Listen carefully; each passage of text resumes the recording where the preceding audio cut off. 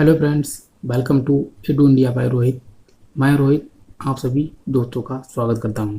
तो आज का हमारा जो चैप्टर है ये है जैन धर्म या फिर महावीर स्वामी। ठीक है, क्योंकि जैन धर्म से संबंधित ही महावीर स्वामी थे और ये 24वें तीर्थंकर थे। तो इन्हीं के बारे में आज हम संपूर्ण जानकारी प्राप्त करने वाले हैं और जो भी महत्वपूर्ण जानकारियाँ हैं उसको आज हम पढ़ने वाले हैं। ठीक है, और जैन धर्म की बात करें तो ये बहुत ही महत्वपूर्ण चैप्टर है और बौद्ध धर्म को हम पढ़ चुके हैं। ठीक है, तो बौद्ध धर्म एवं जैन धर्म ये दोनों ही बहुत ही कहा जाता है कि ये दोनों जैन धर्म एवं बौद्ध धर्म ये दोनों ही धार्मिक आंदोलन के अंतर्गत पढ़े जाते हैं और इन्हीं दोनों जैन धर्म बौद्ध धर्म दोनों से ही बहुत ही महत्वपूर्ण प्रश्न पूछे जाते हैं। ठीक है, तो इसलिए बौद्ध धर्म को हम पढ़ चुके हैं और जैन धर्म को आज हम पढ़ने वाले हैं। ठीक है, और इससे संबंधित पृष्ठभूमि को हम समझने वाले हैं। तो यदि हम बात करें तो सबसे पहले हम समझ लेते हैं कि जो जैन धर्म या महावीर स्वामी से संबंधित था जैन धर्म, इसके बारे में जो भी पृष्ठभूमि है पहले उसको समझ लेते हैं। इसके बाद हम अपने जो महावीर स्वामी उनके बारे में भी हम पढ़ेंगे। ठीक है, सबसे पहले यदि बात करें तो जो जैन धर्म या बौद्ध धर्म था ये सबसे पहली बात ये बात करते हैं तो 600 BC के आसपास जो है इसका उदय हुआ था। ठीक है, उदय हुआ था इसका जैन धर्म और बौद्ध धर्म दोनों का ही 600 BC के आसपास जो है उदय हुआ था। और यदि बात करें तो दोनों ही नास्तिक संप्रदाय थे। मैं आपको बता देता हूँ, नास्तिक संप्रदाय दोनों ही जाने जाते हैं, अर्थात इन दोनों धर्मों का ही ईश्वर में विश्वास नहीं होता है। इसलिए इन दोनों धर्मों को, जैसे हम जैन धर्म पढ़ रहे हैं और मैं रिकॉल आपको बौद्ध धर्म भी करा रहा हूँ, तो इसलिए जैन धर्म और बौद्ध धर्म दोनों ही नास्तिक संप्रदाय के अंतर्गत जाने जाते हैं। और यदि बात करें तो अब हम समझ लेते हैं जैन धर्म में कुल 24 तीर्थंकर हुए थे। ठीक है, तो जैन धर्म जो है पहले हम समझ लेते हैं कि जैन धर्म को जैन धर्म क्यों हुआ है। जो जैन धर्म है ये जिन शब्द से बना है, जिन, ये जैन धर्म जो है ये जिन शब्द से बना है, जिनका अर्थ होता है विजेता, अर्थात जो अपनी इंद्रियों को विजित कर लेता है उसे ही जिन कहा जाता है। ठीक है, तो जो जिन शब्द है इसी से बना है जैन शब्द। और जैन जैसे जिन शब्द जो है जैन धर्म जो है ये जिन शब्द से बना है। और बात करें तो जिन का अर्थ होता है विजेता, जो अपनी इंद्रियों पर विजय प्राप्त कर लेता है उसे ही जिन कहा जाता है। जैसे महावीर स्वामी जो थे इन्होंने अपनी इंद्रियों पर विजय प्राप्त कर ली थी, इसलिए उनको जिन भी कहा गया था। ठीक है, तो उन्हीं से संबंधित ये संप्रदाय है, इसीलिए इनको जैन धर्म के नाम से जाना जाता है। ठीक है, तो जैन धर्म आप समझे होंगे कि जैन धर्म क्यों कहा जाता है। और जैन धर्म जो है 24 तीर्थंकर हुए थे। तीर्थंकर, अब ये तीर्थंकर शब्द जो है ये दो वर्डों से बना हुआ है, एक है तीर्थ और दूसरा है कर। तीर्थ का अर्थ होता है, यदि बात करें तो जो भी तीर्थ जैसे शब्द है, तीर्थ का अर्थ होता है उन विविध नियम एवं उपनियमों से होता है इसका अर्थ, जो मनुष्य को इस भवसागर से पार कर दें। और कर का जो अर्थ होता है, कर का अर्थ होता है कि जैसे करने वाला या फिर बनाने वाला, जैसे जो भी नियम या उपनियमों का पालन करने वाला व्यक्ति जो है मनुष्य को भवसागर से पार करा दे, अर्थात जो भी नियम एवं सिद्धांत होते हैं उनके माध्यम से किसी भी व्यक्ति को भवसागर से पार करा दे, इसीलिए उस व्यक्ति को कहा जाता है तीर्थंकर। ठीक है, तो इसका अर्थ होता है तीर्थंकर, आप समझे होंगे। और 24 जैन धर्म में 24 तीर्थंकर हुए थे, तो ये भी बात महत्वपूर्ण है। और यदि बात करें तो संस्थापक, जैन धर्म के संस्थापक कौन थे, तो प्रथम एवं संस्थापक जो भी थे वो थे ऋषभदेव। ठीक है, तो ऋषभदेव जो थे वो जैन धर्म के प्रथम तीर्थंकर थे। और इनकी यदि बात करें तो इनको आदिनाथ के नाम से भी जाना जाता है और वृषभनाथ के नाम से भी जाना जाता है। ठीक है, तो ऋषभदेव को आदिनाथ के नाम से या वृषभनाथ के नाम से जाना जाता है। और आगे हम पढ़ेंगे जैसे जो ऋषभदेव है, इनका जो प्रतीक चिन्ह था वो था वृषभ। ठीक है, तो इनका प्रतीक चिन्ह जो था ये था वृषभ, और इसीलिए इनको वृषभनाथ के नाम से भी जाना जाता है और आदिनाथ के नाम से भी जाना जाता है। तो ये जैन धर्म के संस्थापक थे और ये प्रथम तीर्थंकर के नाम से भी जाने जाते हैं। अब हम थोड़ा आगे समझ लेते हैं। आगे की यदि हम बात करें तो जैन धर्म के जो 22वें तीर्थंकर थे, 22वें तीर्थंकर को अष्टनेमी के नाम से जाना जाता है। ठीक है, अष्टनेमी के नाम से जाना जाता है। 22वें तीर्थंकर थे अष्टनेमी। और इनकी यदि बात करें तो जो ऋषभदेव हैं, ऋषभदेव एवं अष्टनेमी इन दोनों का वर्णन जो है ऋग्वेद में मिलता है। ऋग्वेद हम पहले पढ़े थे, तो ऋग्वेद में वर्णन इन दोनों लोगों का ही मिलता है। ऋषभदेव जो कि प्रथम तीर्थंकर और 22वें तीर्थंकर अष्टनेमी, इन दोनों का वर्णन ऋग्वेद में मिलता है। आगे यदि बात करें तो जो 23वें तीर्थंकर थे पार्श्वनाथ, ये पार्श्वनाथ जो है इनसे कई बार प्रश्न पूछे जाते हैं, तो इनको हम समझ लेते हैं। यदि बात करें तो जो पार्श्वनाथ थे, मैंने यहाँ पर जैसे नीचे लिखा हुआ है कि पहले एवं 22वें जो थे इनके बारे में ऋग्वेद में जानकारी मिलती है, हालांकि मैंने बता भी दिया है। तो ये जो 30वें तीर्थंकर थे पार्श्वनाथ, मैंने नीचे लिखा हुआ है, उसको समझ लेते हैं। इनका जन्म जो था पार्श्वनाथ का, एक काशी में हुआ था, काशी जो कि वाराणसी में पड़ता है। और इनके पिताजी जो थे अश्वसेन, एक काशी के राजा थे, ठीक है। ये इनके पिता काशी के राजा थे और उनकी माता जो थी उनका नाम था बामा, तो आप उन्हें भी याद रख लें। इनकी माता थी बामा और इनकी पत्नी भी थी, उनको भी समझ लेते हैं। पत्नी थी, उनका नाम था प्रभावती। हो सकता है किसी भी एग्जाम में प्रश्न पूछ लिया है। तो जो 23वें तीर्थंकर थे पार्श्वनाथ, इनके पिताजी थे अश्वसेन जो कि काशी के राजा थे, माता थी बामा, और इनकी यदि बात करें तो और पत्नी जो थी वो थी प्रभावती। अब आगे हम समझ लेते हैं। आगे यदि बात करें तो इन्होंने जो महावीर स्वामी की ही भांति इन्होंने 30 वर्ष की आयु में इन्होंने गृह त्याग किया था, ठीक है। और बात एक प्रश्न पूछा था कि जो महावीर स्वामी थे, महावीर स्वामी का जन्म इनके 250 साल बाद हुआ था, अर्थात 250 साल बाद जो है महावीर स्वामी का जन्म हुआ था। और ये महावीर स्वामी से 250 साल पहले इन्होंने जो है ये तीर्थंकर बने थे। तो ये सारी बातें थी। और आगे यदि बात करें तो इन्हें जो ज्ञान की प्राप्ति है ये समेत पर्वत पर हुई थी, समेत पर्वत पर इन्हें ज्ञान की प्राप्ति हुई थी। और आगे यदि बात करें तो इन्होंने जब 30 वर्ष की आयु में गृह त्याग किया और केवल 83 दिन ही इन्होंने घोर तपस्या की थी, 83 दिन तक घोर तपस्या की, जिसके माध्यम से जो है इन्हें ज्ञान की प्राप्ति हुई थी। कहाँ हुई थी? तो समेत पर्वत पर ज्ञान की प्राप्ति हुई थी। और आगे यदि बात करें तो इनके जो भी अनुयायी थे उनको निर्ग्रंथ के नाम से जाना जाता है, निर्ग्रंथ, ठीक है। निर्ग्रंथ अर्थात बंधन रहित, इसका अर्थ होता है बंधन रहित, जिस पर कोई भी किसी भी प्रकार का सांसारिक बंधन ना हो, उसे निर्ग्रंथ के नाम से जाना जाता है। तो इनके जो भी अनुयायी थे वो निर्ग्रंथ के नाम से जाने जाते हैं। और महावीर स्वामी के जो माता पिता थे, इनको हम आगे पढ़ेंगे कि इनकी माता थी त्रिशला महावीर स्वामी की और पिता थे सिद्धार्थ। दोनों ही जो है बात करें तो पार्श्वनाथ के अनुयायी थे, ठीक है। तो ये दोनों लोग ही पहले से ही पार्श्वनाथ के अनुयायी थे। और बात करें तो जो पार्श्वनाथ हैं, इनकी बात करें तो इनके समय में जैन धर्म में जो है नारियों को भी अपने धर्म में प्रवेश दिया गया, अर्थात जैन धर्म में प्रवेश दिया गया था।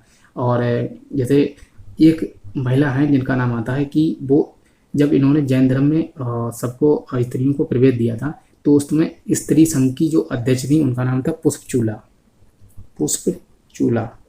तो ये बातें जो है आप बिल्कुल याद रखें, और क्योंकि इसी के माध्यम से पता लगता है कि जब ये नारी संघ की अध्यक्ष थी तो पुष्पचूला, तो इनके माध्यम से पता चलता है कि जैन धर्म में जो है स्त्रियों को भी आगमन दिया गया था।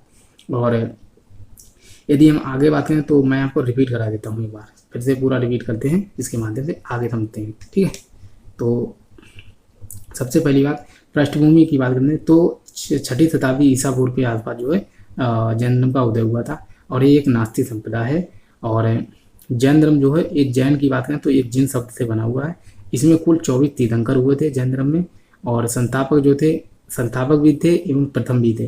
तो ऋषभ देव को संस्थापक भी कहा जाता है, अब एवं ये प्रथम जैन धर्म तीर्थंकर थे, ठीक है। और इनका प्रतीक चिन्ह वृषभ था। इनको आदिनाथ एवं वृषभनाथ के नाम से भी जाना जाता है। और बात करें तो एक प्रथम जो ऋषभ देव थे एवं 22वें तीर्थंकर थे अष्टनेमी, इन दोनों का वर्णन जो है ऋग्वेद में मिलता है। और 23वें तीर्थंकर जो थे पार्श्वनाथ, इनके बारे में अभी हमने बहुत सारी जानकारियाँ पढ़ी, अब इनको हम समझ लेते हैं फिर से। बात करें तो 23वें तीर्थंकर थे, इनका जन्म मैंने बताया कि काशी वाराणसी में इनका जन्म हुआ था। और इनकी माता जो थी बामा थी, पिताजी जो थे अश्वसेन जो थे, अश्वसेन इनका नाम है पिताजी का इनके, और एक काशी के राजा थे, ठीक है। और जो पार्श्वनाथ थे, इनकी पत्नी का नाम था प्रभावती। और जैसे मैंने यहाँ पर बताया कि 30 वर्ष की अवस्था में इन्होंने गृह त्याग किया था, और महावीर स्वामी ने भी 30 वर्ष की अवस्था में ही गृह त्याग किया था। और जैसे आगे बात करें तो 83 दिन की घोर तपस्या के बाद इन्होंने जो है समेत पर्वत जो है यहाँ पर ज्ञान की प्राप्ति कर ली थी। और इनके जो अनुयायी थे उनको निर्ग्रंथ के नाम से जाना जाता है, इसीलिए जैन धर्म को निर्ग्रंथ के नाम से भी जैन धर्म को भी जाना जाता है। और जैसे कहा जाता है कि 250 साल जो महावीर स्वामी इनसे जो है 250 साल पहले ही इनका जन्म हो चुका था पार्श्वनाथ का, ठीक है। और आगे यदि बात करें तो एक पुष्पचूला जिनके बारे में मैंने आपको बताया कि ये जो पुष्पचूला थी, कहा जाता है कि पार्श्वनाथ के समय नारियों को भी जैन धर्म में स्थान दिया गया था, और एक पुष्पचूला जो नारी संघ की अध्यक्ष थी, इन्हीं का नाम है पुष्पचूला। ठीक है, आगे यदि बात करें तो इनको ज्ञान प्राप्ति सम्यक परमत हुई, इतनी बातें हमने पढ़ ली हैं। अब आगे यदि बात करें तो आगे समझ लेते हैं जो भी महत्वपूर्ण बातें हैं। जैसे इन्होंने जो बात करें पार्श्वनाथ, ये बहुत ही बीबी आई हैं क्योंकि इनसे बहुत सारे प्रश्न पूछे जाते हैं। इनकी 4 शिक्षाएं इन्होंने दी थी, सत्य, अहिंसा, अस्त्य, अपरिग्रह, ये 4 इन्होंने शिक्षाएं दी थी और इन्हीं के माध्यम से समझते हैं। सत्य का अर्थ होता है कि मनुष्य को सदैव सत्य बोलना चाहिए। अहिंसा का अर्थ होता है कि मनुष्य को हिंसा नहीं करनी चाहिए। अस्त्य का अर्थ होता है कि मनुष्य को चोरी नहीं करनी चाहिए। और अपरिग्रह का अर्थ होता है कि धन को इकट्ठा नहीं करना चाहिए। तो इन्होंने ये 4 बातें बताई थी। और बात करें तो पांचवा जो शिक्षा या महाव्रत के नाम से भी जाना जाता है, तो ये ब्रह्मचर्य था, जिसको जो है महावीर स्वामी ने जोड़ा था। और ये बहुत ही महत्वपूर्ण है कि पूछा जाता कि जो 4 शिक्षाएं थी पार्श्वनाथ की, उनमें 5वीं शिक्षा कौन सी जोड़ी गई थी, तो ब्रह्मचर्य। और किसने जोड़ी थी, तो महावीर स्वामी ने। अब हम आगे समझ लेते हैं कि आगे क्या क्या है। अब महावीर स्वामी से संबंधित हम फैक्ट को समझने वाले हैं। यदि हम आगे बात करें तो महावीर स्वामी से संबंधित जो भी बातें हैं उनको समझेंगे। महावीर स्वामी एक पहली बात तो 24वें तीर्थंकर थे। ठीक है, 24वें तीर्थंकर थे। और इनका जो जन्म है, इनका जन्म 540 BC में हुआ था। और इनके जन्म के संबंध में 2 तिथियां हैं। 540 BC के अनुसार इनकी मृत्यु 468 ईसा पूर्व में हुई थी। और एक तिथि है 599 BC। ठीक है, और इसके अनुसार जो है 527 BC में इनका निधन हुआ था। तो इन दोनों को ही याद रखें क्योंकि जो NCERT की बुक है उसमें दोनों ही तिथियां दी गई हैं। 540 BC भी दी गई है, जिनके अनुसार इनका जन्म 540 BC में हुआ था और मृत्यु 468 BC में। अर्थात अगर आप निकालेंगे तो 72 वर्ष ही उम्र निकलेगी इनकी। और यहाँ पर भी जो 599 है, यहाँ पर भी इनकी आयु इनका जो निधन हुआ था 72 वर्ष की आयु में हुआ था। अर्थात आपको दोनों ही याद रखना है कि 599 BC अगर दी होगी तो आपको इसको लगाना है, अगर ए दी हुई है तो आप इसको लगाएंगे। तो दोनों ही आप याद रखें। ठीक है, 540 BC एवं 599 BC में ये इनका जन्म हुआ था। और 468 BC या 527 BC में इनका निधन हुआ था। अगर इसके माध्यम से पूछा गया तो ए तिथि दी होगी, और इसके माध्यम से पूछा गया तो ए तिथि दी होगी। और आपको दोनों ही याद रखनी है। ठीक है, तो और आगे यदि बात करें तो इनका जन्म कहाँ हुआ था, तो ये कुंड ग्राम में हुआ था, जो कि वैशाली कहाँ पड़ती है, बिहार में पड़ती है वैशाली। तो वैशाली के कुंड ग्राम में इनका जन्म हुआ था। और यदि बात करें तो मृत्यु हम पढ़ चुके हैं कि 468 BC में हुई थी। कहाँ हुई थी, पावापुरी। और ये पावा कहाँ पड़ता है, मैं आपको बताता हूँ, मल्ल, जो मल्ल महाजनपद था जिनकी ये बात करें तो मल्ल महाजनपद जो था इसी के अंतर्गत पावापुरी है। ठीक है, तो इसी में पावापुरी पड़ता है। और बात करें तो जो बौद्ध धर्म के महात्मा बुद्ध थे, महात्मा बुद्ध की भी मृत्यु जो है वो बात करते हैं तो इसी में हुई थी। ठीक है, मल्ल महाजनपद के जो कुशीनगर पड़ता है उसमें हुई थी महात्मा बुद्ध की मृत्यु। और पावापुरी ये भी मल्ल में ही पड़ता है, तो इसमें हुई थी महावीर स्वामी की मृत्यु। तो दोनों ही मल्ल के अंतर्गत ही पड़ते हैं। और महावीर स्वामी की पावापुरी में, और जो महात्मा बुद्ध थे उनकी हुई थी कुशीनगर में। तो आप दोनों ही याद रख लें। ठीक है, तो इतनी बातें आप समझ चुके होंगे। इनसे संबंधित प्रश्न पूछे जाते हैं। इनके बचपन का नाम क्या था, इनके बचपन का नाम था वर्धमान। ये वर्धमान इनके बचपन का नाम था। और पिता, इनके जो पिता थे उनका नाम सिद्धार्थ था। और ये माता जी, इनका नाम त्रिशला था। इनके पिताजी के 2 नाम और भी दिए गए हैं, मैं आपको बता देता हूँ। और जैसे इनके पिताजी के 2 नाम थे, एक था श्रेयासम एवं था यशासम, श्रेयासम एवं यशासम। ठीक है, यशासम, श्रेयासम एवं यशासम इनके पिताजी के 2 अन्य नाम भी हैं। और इनकी माता जो थी, जैसे इनके पिताजी थे सिद्धार्थ, और एक ज्ञात्री कुल के मुखिया थे। ठीक है, ज्ञात्री कुल के मुखिया थे। और उनके पिताजी के 2 अन्य नाम है, एक है श्रेयासम और दूसरा है यशासम। ये दोनों ही आप याद कर लें। दूसरी बात यदि बात करें तो इनकी माता थी त्रिशला, जो कि चेटक था। यदि बात करें तो चेटक की बहन थी त्रिशला। और आगे बात करें तो इनकी माता के भी 2 नाम मिलते हैं। उनका नाम है, एक है प्रिय कारणी और दूसरा नाम है विधेय दत्ता। ठीक है, प्रिय कारणी और विधेय दत्ता, ये इनके 2 नाम थे इनकी माता जी के। और माता की बात करें तो ये चेटक की बहन थी। और इनका नाम जो फेमस है सबसे वो है त्रिशला। और इनके पिताजी का जो सबसे फेमस नाम है वो है सिद्धार्थ। लेकिन आप इनको भी याद रख लें, हो सकता है कभी कभार भी पूछ लिया है कि जो महावीर स्वामी के पिताजी हैं सिद्धार्थ, उनके अन्य नाम क्या क्या हैं, तो उनमें जो है यही दोनों नाम आएंगे।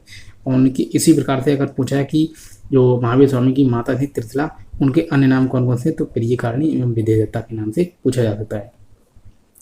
और आगे यदि बात करें तो समझ लेते हैं। इनकी पत्नी जो थी वो थी यशोदा। यशोदा की बात करें तो इनकी पत्नी थी यशोदा।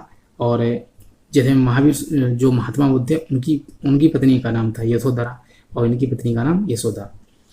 पुत्री इनकी कौन थी, तो अनुजा प्रियदर्शनी। जो अनुजा प्रियदर्शनी इनकी पुत्री थी। और बात करें दामाद जो कि जामाली थे। और इनके बारे में एक मैं फैक्ट बता देता हूँ। जैसे महावीर स्वामी थे, इनकी बहन थी सुदर्शना।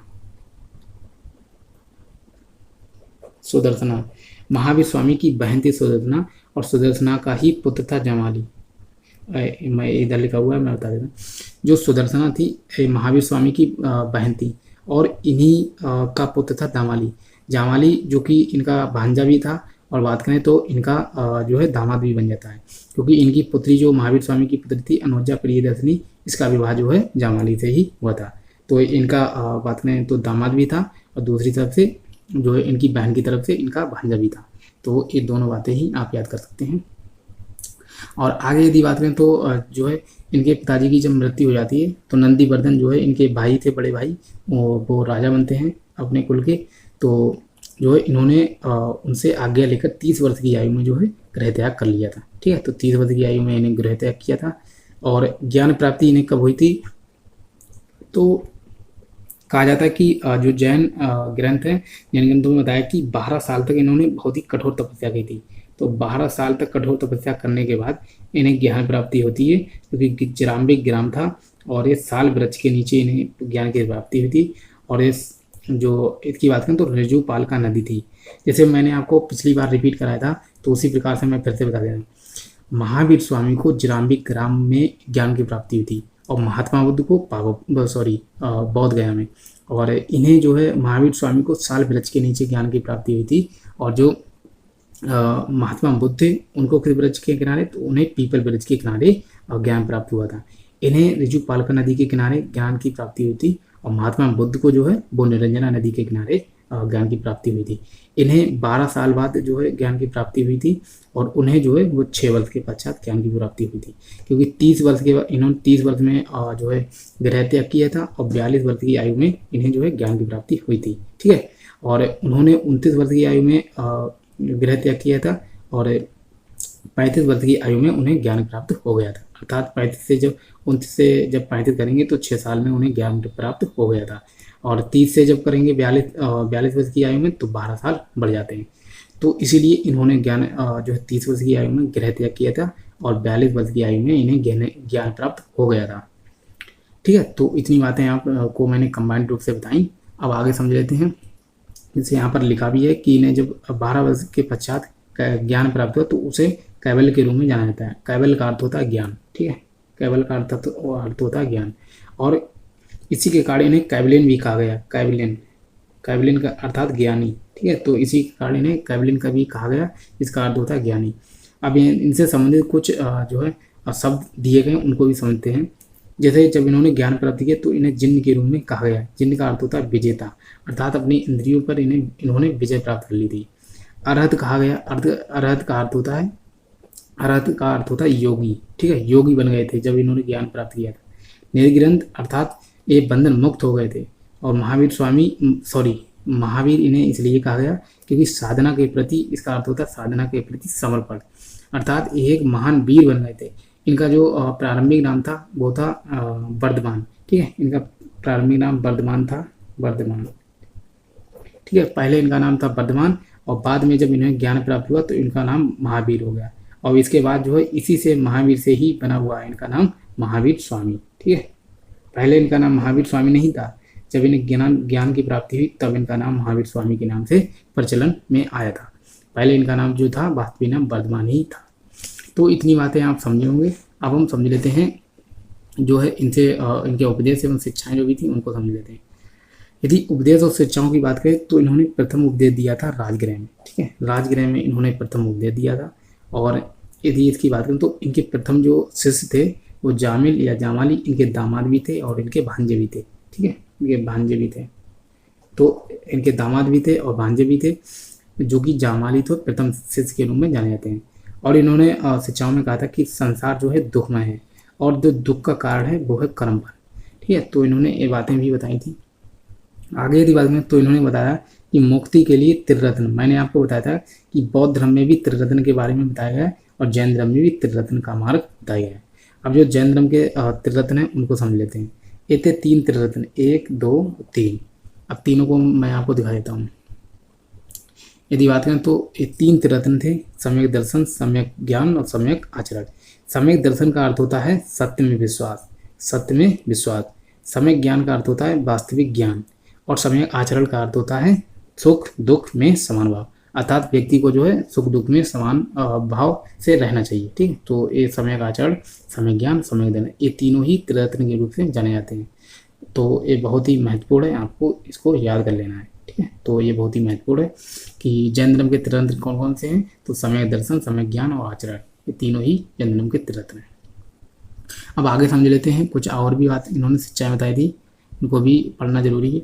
यदि आगे बात करें तो इन्होंने 5 महाव्रत दिए थे। 5 महाव्रतों में अहिंसा जो थी, जैसे सत्य, अहिंसा, अस्तेय, अपरिग्रह और सत्य, अहिंसा, अस्तेय, अपरिग्रह और ब्रह्मचर्य, ये 5 महाव्रत जो थे उनकी बात करें तो उनमें से अहिंसा जो था उसको सर्वाधिक महत्व दिया था, अर्थात हिंसा ना करना, इसका अर्थ होता है हिंसा ना करना, ठीक है। तो इन्होंने 5 महाव्रतों में सर्वाधिक जो महत्व है ये अहिंसा को ही दिया था, ठीक है। अहिंसा का अर्थ होता है हिंसा ना करना।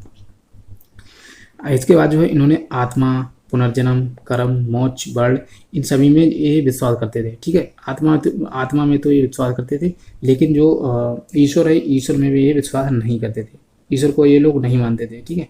जो जैन धर्म के लोग, बौद्ध धर्म के लोग ईश्वर में विश्वास नहीं करते थे, इसीलिए इन दोनों धर्मों को नास्तिक धर्म के नाम से जाना जाता है। और आत्मा में विश्वास करते थे, पुनर्जन्म में भी विश्वास करते थे, कर्म में विश्वास करते थे और मोक्ष में भी विश्वास करते थे।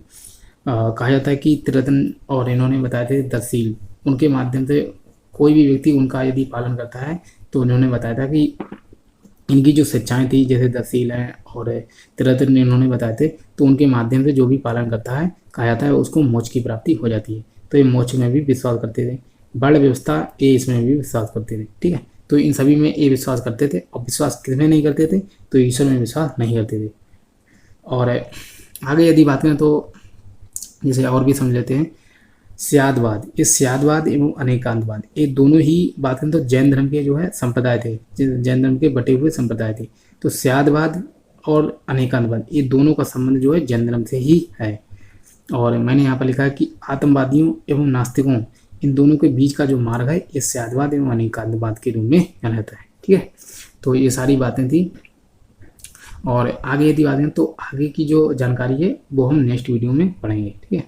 नेक्स्ट वीडियो में पढ़ने वाले हैं और उसमें जो है इनसे जो भी महत्वपूर्ण बातें हैं उनको, इनकी बौद्ध सभाएं हुई थी, जैन सभाएं हुई थी 2, जैन सभा हुई थी 2, ठीक है। तो उनको भी हम समझेंगे और बहुत सारी इनकी विशेषताएं जैसे दशील हैं और उनको भी हम अगली वीडियो में पढ़ेंगे।